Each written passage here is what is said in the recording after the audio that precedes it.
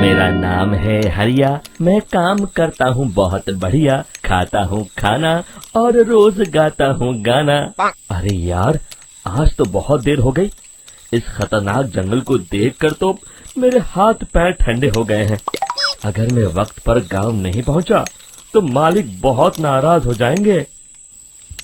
तभी हरिया को एक आवाज सुनाई देती है। सुनिए हरि जी। अरे, ये आवाज किसने दी? तभी हरिया को सामने कुछ दूर एक औरत खड़ी दिखाई देती है। अरे भाई, ये औरत अकेली इतनी रात को इस जंगल में क्या कर रही है? चलकर पूछना पड़ेगा। फिर हरिया अपनी बैलगाड़ी उस औरत के सामने लाकर रोक देता है और उससे पूछता है। अरे सुनिए, आप इतनी रात को इस खतरनाक जंगल में अकेली क्या कर रही हैं? तभी वो औरत मीठी आवाज में कहती है। अरे हरि जी, आप आ गए।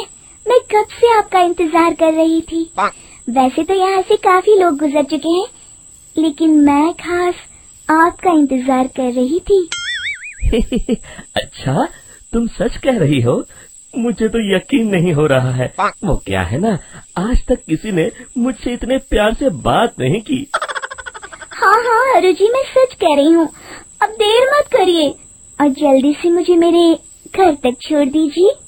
हाँ हाँ, कौन सी बड़ी बात है, अभी छोड़ देता हूँ। आप मेरे पीछे बैलगाड़ी में बैठ जाइए और मुझे रास्ता बताते चलिए। फिर वो औरत हरिया की बैलगाड़ी में बैठ जाती है और हरिया बैलगाड़ी हाँकता हुआ आगे चल पड़ता है। फिर उस औरत के बताए हुए रास्ते पर चलते चलते हरिया बैलगाड़ी लेकर एक काली गुफा के आगे आकर रुक जाता है। हरिया उस औरत से पूछता है। हाँ देवी जी, आपका घर कहाँ है? यहाँ तो एक गुफा के अलावा और कुछ नहीं है। तभी अचानक वो औरत हवा में उड़ने लगती है। देखते ही देखते उसका सुंदर रूप एक डरावनी चुड़ैल में बदल जाता है और वो जोर जोर से हंसती है।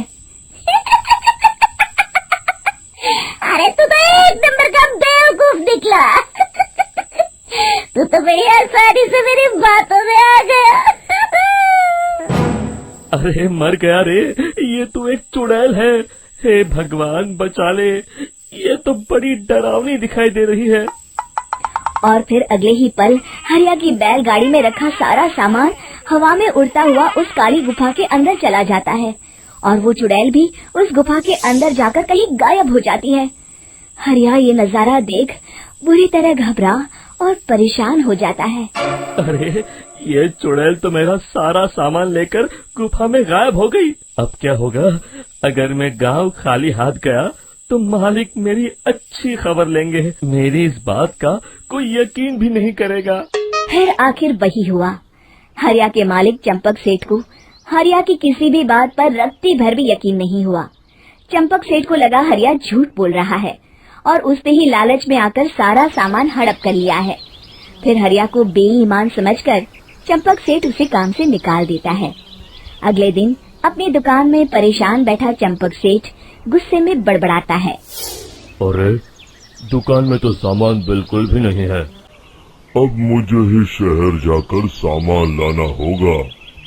फिर वो अपनी बैलगाड़ी लेकर शहर चला जाता है। शहर से सामान लेकर जब चंपक सेठ वापस गांव लौट रहा होता है, तभी उसे एक आवाज सुनाई देती है। चंपक जी, ओ चंपक जी।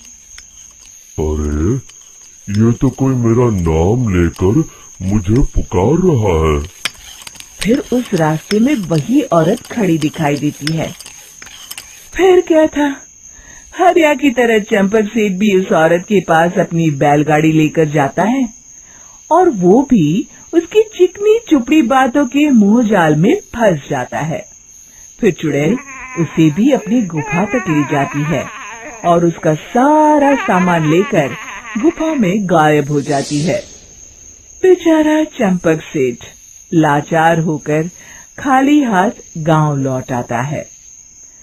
फिर ये उस जंगल में रोज की बात हो जाती है। जो कोई भी शहर से कुछ लेकर गांव की तरफ लौटता, वो चुड़ैल उसे बेवकूफ बनाकर उसका सारा सामान लेकर गुफा में गायब हो जाती। एक दिन हरिया एक लकड़हारे को उसी जंगल की तरफ जाते हुए देखता है।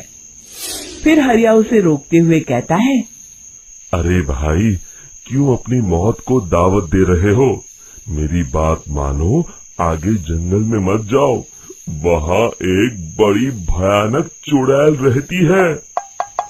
लकड़हारा हरिया की बातों को नजरअंदाज करते हुए कहता है, अरे भाई, मुझे पहले ही बहुत देर हो चुकी है, मुझे जाने दो भाई। शाम तक लकड़ियाँ काट कर शहर के बाजार में बेचना है। तुम अपनी ये कहानी किसी फुर्सत में बैठे इंसान को सुनाओ, मैं तो चला। इतना कहकर लकड़हारा वहाँ से आगे जंगल की तरफ चला जाता है। फिर अगले दिन गांव के मुखिया के घर के बाहर बहुत सारे लोग जमा हो जाते हैं। तभी हाथ में कुल्हाड़ी लिए खड़ा लकड़हारा कहता है, अरे मुखिया जी, अब आप ही हमें बचाइए उस जंगल वाली चुड़ैल से। हमारा सारा काम तो शहर से ही होता है। अरे मुखिया जी, उस चुड़ैल की वजह से तो मैं पूरी तरह बर्बाद हो गया हूँ। हम सबको मिलकर उस चुड़ैल का कोई इलाज करना पड़ेगा। तभी भीड़ में खड़ा वीरा कहता है, आप लोग चिंता मत करिए, कल से वो चुड़ैल किसी को नहीं लूट पाएगी। मेरे पास एक बहुत अच्छी तरकीब है। तभी चंपक सेठ उसका मजाक उड़ाते हुए कहता है, अरे तेरा नाम वीरा है तो क्या हुआ? तूने अभी उस चुड़ैल को देखा नहीं है? जाकर अपना काम कर, बड़ा आया। तब मुखिया जी कहते हैं, नहीं चंपक सेठ, मुझे लगता है हमें इस लड़के को एक मौका देना चाहिए। फिर सभी गांव वाले मुखिया जी की बातों से सहमत हो जाते हैं और वीरा शाम को एक बैलगाड़ी में कुछ सामान लादकर उस जंगल की ओर चल देता है। वीरा, ओ वीरा, कहाँ जा रहा है? तभी वीरा मुड़ के देखता है, वही चुड़ैल एक औरत के रूप में खड़ी है। अरे बहन जी, मैं आपको ही ढूंढ रहा था। देखिए, मैं आपके लिए क्या लाया हूँ। है? अरे वाह, तो खुद मेरे लिए इतना सामान लाया है। तू ही अकेला गांव में समझदार है। जरा देखो, मैं भी खोल के, बड़े भूख लगी है। जैसे ही चुड़ैल उस सामान पर से कपड़ा हटाती है, एक भगवान शिव की तेज रोशनी उसके अंदर मूर्ति से निकलती है और चुड़ैल अपने असली रूप में आकर जलने लगती है। अरे मैं जल रही हूँ, बचाओ, बचाओ, ओम नमः शिवाय, मर गई मैं।